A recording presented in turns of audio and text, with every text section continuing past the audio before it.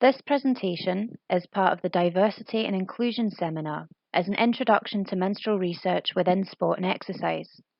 It is narrated by Kiemle Gabbay, trainee sport and exercise psychologist. The Menstruation and Sport research team includes myself and Dr. Martin Eubank at LJMU, Dr. Laura Forrest at UWS, and Dr. Daniel Martin at the University of Lincoln.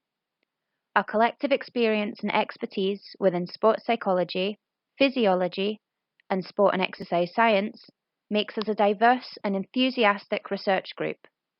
We are keen to explore all aspects of the menstrual experience, and we are assisted by some very motivated undergraduate students. Please feel free to get in touch with us via email or follow us on our social media channels to keep up to date with all current and future menstruation and sport projects. So, why are we interested in menstruation? Well, there are more women and girls than ever before getting involved in sport, 7.2 million in the UK alone. But despite rising participation, a number of sporting gender gaps remain. Women and girls are statistically less likely to take part in regular sport or exercise, and they make up the minority of board members across Sport England and UK sport-funded bodies. Female students are less likely than their male peers to engage in weekly physical activity, and even though almost half of all athletes, coaches, and sport and exercise professionals are likely to experience menstrual bleeding, as indeed are half the population, the menstrual experience and its effects on performance and well-being remains crucially underexplored. Not all women and girls menstruate, and not everyone who menstruates identifies as female. Though, more often than not, we can begin to explain the distinct lack of research and academic and applied understanding of menstruation as having arisen from the male-dominated environment of sport. Historically, periods were labelled as a woman's problem, and therefore it was left often to women to conduct the research. Over recent years, however, a growing number of athletes have spoken publicly about their menstrual experiences, and research and media interest into the effects of periods on performance has grown exponentially. It's therefore essential that sport and exercise professionals of all genders are appropriately knowledgeable so that we can best support menstruating athletes. Much of the literature surrounding menstruation, particularly in sport, has been quantitative. Often papers neglect to include the voices, experiences, ideas, and feelings of people with periods, instead relying on objective performance indicators. Furthermore, many papers concentrate on the female athlete triad, now known as REDS. Whilst exploration of this certainly contributes to the literature in a very meaningful way, the requirement to study only athletes experiencing amenorrhea results in a distinct lack of studies actually utilising athletes who do experience regular menstruation and their negotiation of this within athletic contexts. These athletes naturally do make up the majority of menstruating athletes.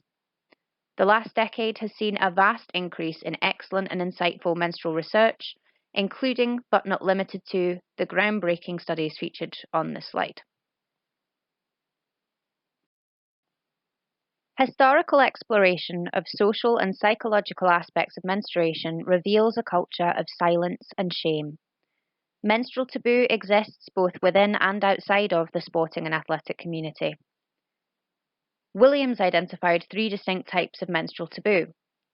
These are concealment taboos, which refer to the belief that periods should be kept hidden, communication taboos, which demand menstruation should be verbally and physically concealed, and finally, activity taboos. These relate to any restrictions placed upon a menstruating individual based on the perception that menstruation is an illness or weakness that may negatively affect a person's abilities. Held's 2013 thesis highlighted just some of the stigmatizing experiences of varied groups of female athletes. These included the anxiety of how to negotiate a bleeding body with tight and lightly coloured sports uniforms, fears around managing the risks of leaking, and being judged as weak during menstruation by their coaches. Though the mere existence of such menstrual taboos and its related stigma can make exploration of this topic difficult, a small number of papers have tried to shed light on the menstrual experience, and I've included a number of notable studies on the following slide.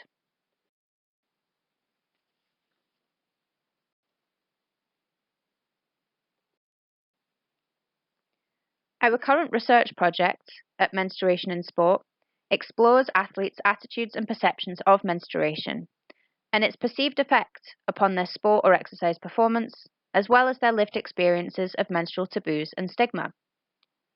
The current study is divided into 3 distinct phases. We launched Phase 1 in July 2020 and hope to progress to Phase 2 early in the new year. The research aims for Phase 1 and 2 can be seen here. Primarily, we wish to investigate female athletes' perceptions and attitudes towards the menstrual cycle and its self-identified perceived impacts upon sporting and exercise performance. Furthermore, we wish to explore who athletes communicate with about their menstrual cycle and how and why they may choose to do so. And finally, qualitatively explore participants' perception and lived experience of taboo and associated stigma and its influence upon their sporting performance and well-being. Previous research and anecdotal evidence has highlighted the vast range and breadth of menstrual experiences, and so we wanted to cast a wide net when recruiting potential participants, so that the richness of our research data may more accurately reflect the variety of reality. Accordingly, our research population consists of adults who engage in sport or exercise and are either currently or have previously experienced regular menstruation. Our survey covers 10 key areas related to periods, performance, and sports psychology, listed here. The responses from the Menstruation in Sport survey make up the analysis for Phase 1 of our current project. Already, we've had hundreds and hundreds of participants, spanning 5 continents. Everyone from Olympic athletes and World Cup athletes to occasional gym goers and recreational athletes.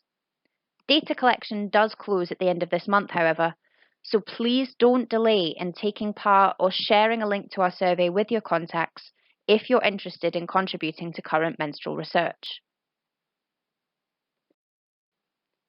A small number of survey respondents will then be subject to a selection process for Phase 2 and invited to interview. These interviews will primarily focus on qualitatively exploring participants' lived experiences of menstrual taboo and stigma. This is an area that at present remains almost completely unexplored within sports psychology and sports science literature. So, where do we go from here? Well, we at Menstruation in Sport Research Group hope that by shining a light on the individual experience, we can inform future sport and exercise policy, as well as communication practices and menstrual environments. This will hope to improve and enrich the lives of women, girls, and people with periods within sport and exercise.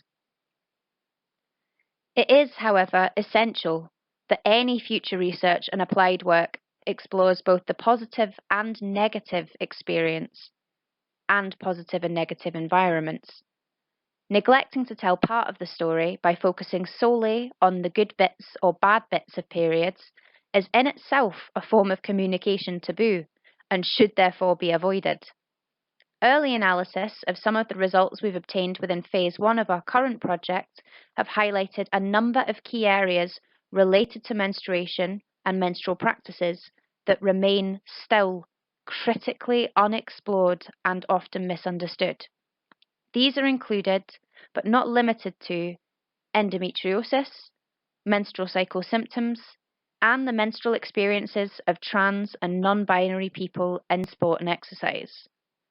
For any future menstrual researchers, these may be some areas that you wish to do a bit more reading in before planning to write your own paper. I hope that this presentation has raised awareness to some of the unique challenges and triumphs that come about with researching menstruation in sport and exercise, as well as shining a light on the work we do as part of the Menstruation in Sport Research Group and our hopes and aims for the future of menstrual research. Hopefully, it might even have inspired some of you to write your own paper on periods one day. Please feel free to get in touch with myself or with one of my colleagues using the contact details provided at the start of this talk, if you wish to know any more information about menstrual research or our current projects. Thank you for joining me today, and please enjoy the rest of the DSEP conference.